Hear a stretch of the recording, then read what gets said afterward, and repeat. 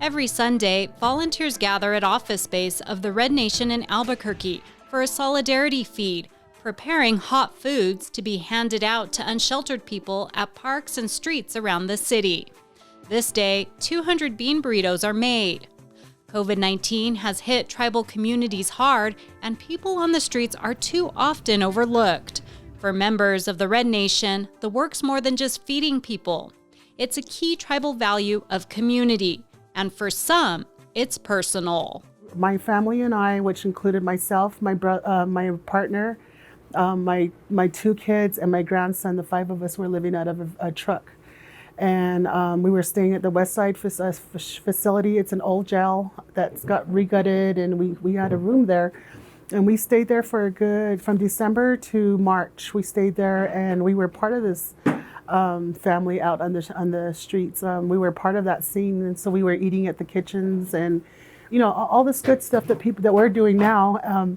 So it's really important for me to give back and to be always humble about that, always be grounded, to know that it could happen to anyone, because it happened to us. We never knew it would happen to us, but it did. I really think that it gives dignity back to the people, because the people that actually really show humbleness in this kind of work really give you a sense of dignity, and you can walk with your head up, even if you're part of on the receiving end. So, that's why it's so important to me to connect like that. And I often say, like, if it could just touch one person to go home, that has happened. And that's the reason why it's so personal and dear to me. The solidarity feeds have grown to include handing out hygiene kits, women's menstruation and baby products, and personal protective equipment, all made possible by donations. In late September alone, the group received thousands of masks. In our experience, we see that there's a stigma, especially that revolves around homelessness.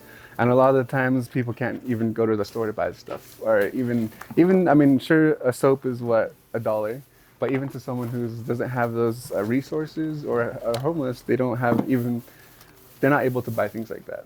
So with that, we want to provide that.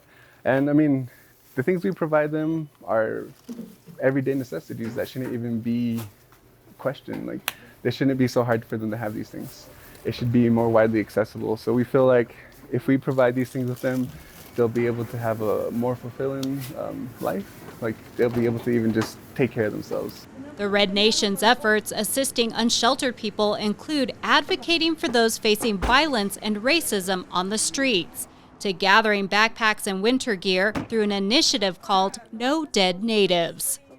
Grassroots members are primarily Indigenous, elders and young people dedicated to Indigenous liberation from capitalism and colonization, including through their service to the unsheltered on traditional Indigenous territory. We do this work because we know that somebody has to, and somebody has to do it out of a spirit of solidarity and not just charity, because we don't pity our people. We don't look down on them because they're on the streets. We don't look down on them because they struggle with addictions or struggle with, other things like mental illnesses, etc. We choose to just see them as humans, and every human needs food and water. And so the state doesn't take up that work to feed our people. And under the pandemic, we've seen skyrocketing increase of people experiencing homelessness, and there's nobody doing anything about it. And a lot of the times it's also people in our families. It's really important for people to acknowledge the lands that we're on, because it's a broader conversation around history, and it's a broader conversation about understanding why people are in the positions that they're in. A lot of the times the people who are on the streets are struggling not only with addiction, might be struggling with mental health issues or illnesses, I should say. Some of them have been relocated and displaced off of their homelands. Others may experience a lot of different things. Like, we see sometimes families, like mothers and children, who are on the streets. Members of the grassroots groups are challenging the narrative around this type of work, from charity to community.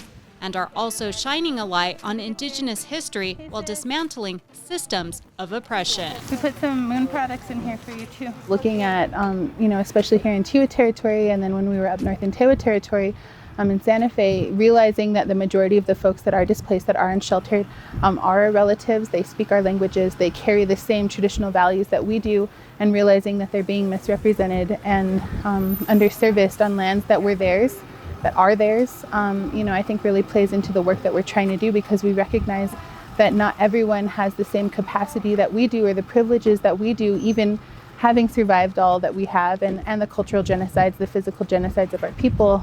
We still have homes, over our heads, and a lot of these folks, they feel at home here because it is their land, but we would like to see them with the same services that other folks are afforded, on stolen territories. We're here and we're following the trails of our people because that's how they know to find us. And I think that's a big homecoming in and of itself, is creating the places where they remember how to find us and also where we know how to find them. Police officers do sweeps of people here all the time. Sometimes we come and the parks are empty, and when we find them, they get so excited because they're like, we were hoping you would be able to see where we are because they moved us. And then they tell us how forcefully they were moved, and we get enraged, and it's, and they need somebody on their side. And I feel like that is decolonizing, because everybody else just wants to be seen doing the good work, but they don't actually want to put up the good fight. And I feel like that's part of the work that we're trying to do, is just, be that backbone for folks. I don't want to ever say that we're empowering people, because no one has their power taken from them unless they give it away. But we're definitely breathing life back into limbs that haven't had it in a long time.